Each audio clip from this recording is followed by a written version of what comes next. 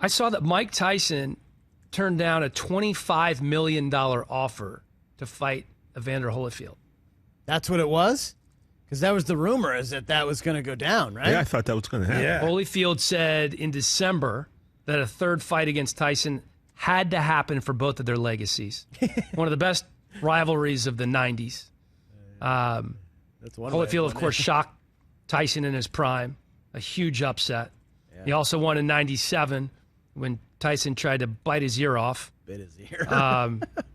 But members of Evander Holyfield's team said Mike Tyson rejected a $25 million guarantee to fight Holyfield on May 29th at Hard Rock Stadium in Miami. Wow.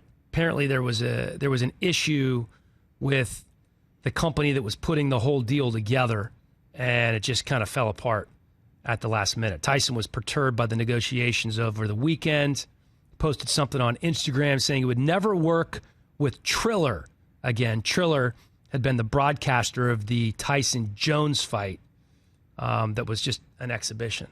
I don't love these exhibitions. I like to remember, it's kind of like that. I got to be careful here because I married my high school sweetheart. But it's kind of like that girl you dated in high school. Like, you want to remember them as they were. Good for you, Dan. That's awesome. Yeah. That's awesome. Good for you. Yeah. Great for me. Oh. I'm kidding. Hey. So, but you want to remember in-laws yesterday, your wife today.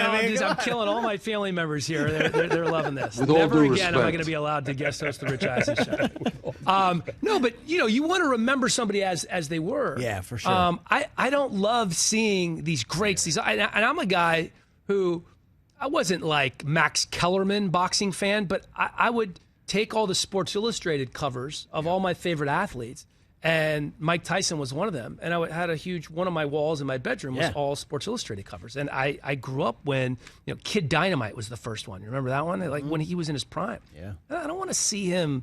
I heard him go on Rogan's podcast and talk about the fight that he had coming up against Roy Jones, and Rogan said, "Man, you look really good in that video clip that you put out." It was like a 30-second clip. He's like, "Man, I was sore for a whole week after I shot that video." But $25 million, if tough that's indeed accurate, it's tough and to let's turn not down. forget that Tyson's a guy who basically lost everything, as a lot of these boxers have. I remember doing a story on Riddick Bowe way back in the day, and we filed for bankruptcy and $25 million.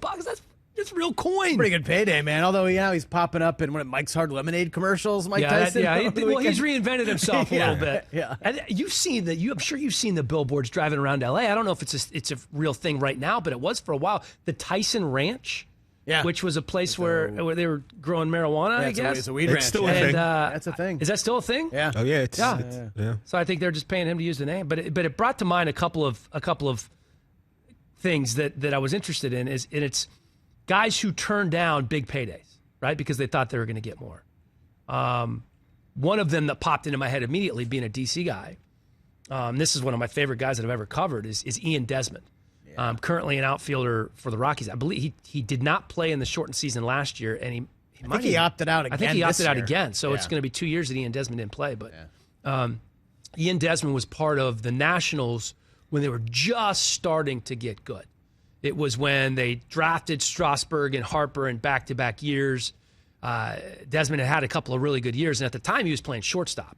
And he was a big shortstop who hit for power, and he turned down a $100 million deal from the Nationals. I remember that. And he ended up taking a one-year deal with the Rangers, and then signed a nice deal with the Rockies. I think he got $60 or $70 million, but he turned down a $100 million deal. Yeah, he was trying to bet on himself, right, to get an even bigger payday. Yeah, and it works. We've seen a lot of guys it's worked for. It worked for Kirk Cousins. It worked for Dak Prescott. It worked for Joe Flacco. Yeah. But how about Terrell Pryor?